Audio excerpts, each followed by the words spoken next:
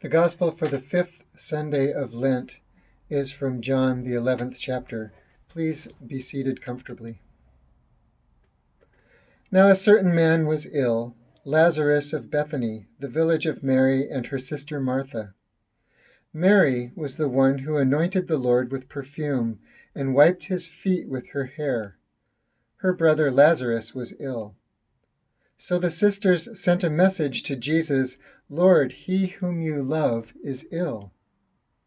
But when Jesus heard it, he said, "This illness does not lead to death, but rather it is for God's glory, so that the Son of God may be glorified through it."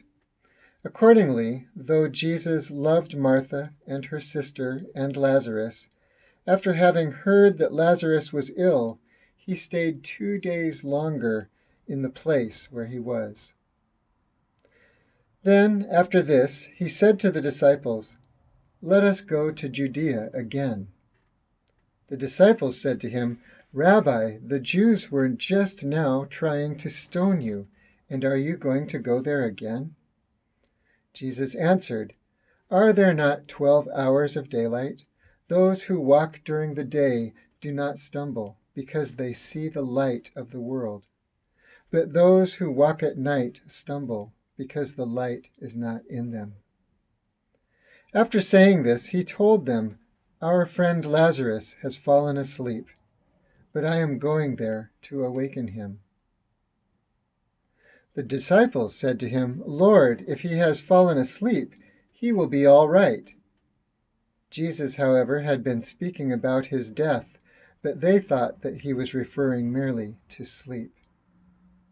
Then Jesus told them plainly, "Lazarus is dead. For your sake I am glad I was not there, so that you may believe. But let us go to him." Thomas, who is called the twin, said to his fellow disciples, "Let us also go, that we may die with him."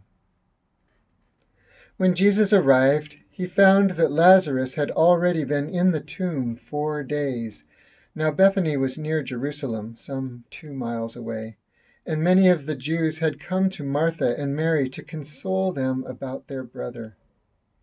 When Martha heard that Jesus was coming, she went and met him, while Mary stayed at home.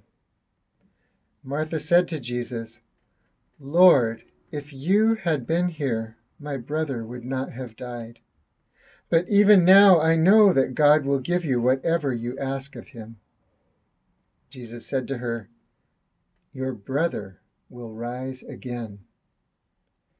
Martha said to him, "I know he will rise again in the resurrection on the last day."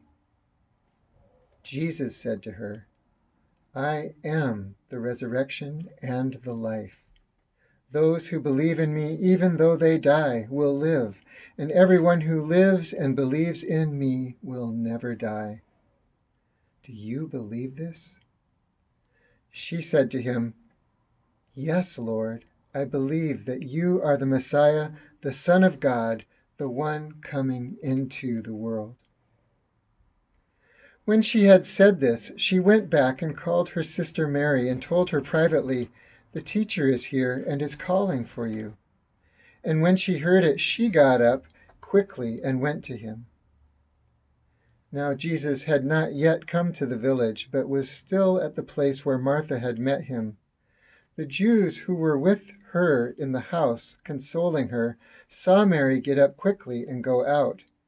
They followed her because they thought that she was going to the tomb to weep there. When Mary came where Jesus was and saw him, she knelt at his feet and said to him, "Lord, if you had been here, my brother would not have died." When Jesus saw her weeping, and the Jews who came with her also weeping, he was greatly disturbed in spirit and deeply moved. He said, "Where have you laid him?" They said to him, "Lord, come and see." Jesus began to weep. So the Jews said, "See how he loved him." But some of them said, "Could not he who opened the eyes of the blind man have kept this man from dying?" Then Jesus, again greatly disturbed, came to the tomb. It was a cave, and a stone was lying against it. Jesus said, "Take away the stone." Martha, the sister of the dead man, said to him, "Lord, already there is a stench, because he has been here 4 days." Jesus said to her, "Did I not tell you that if you believed, you would see the glory of God?" So they took away the stone, and Jesus looked upward and said, "Father, I thank you for having heard me. I knew that you always hear me, but I have said this for the sake of the crowd standing here, so that they may believe that you sent me." When he had said this, he cried with a loud voice, "Lazarus, come out!" The dead man came out, his hands and feet bound with strips of cloth, and his face wrapped in a cloth. Jesus said to them, "Unbind him and let him go." Many of the Jews, therefore, who had come with Mary and had seen what Jesus did, believed in him. The Gospel of the Lord. Thanks be to God.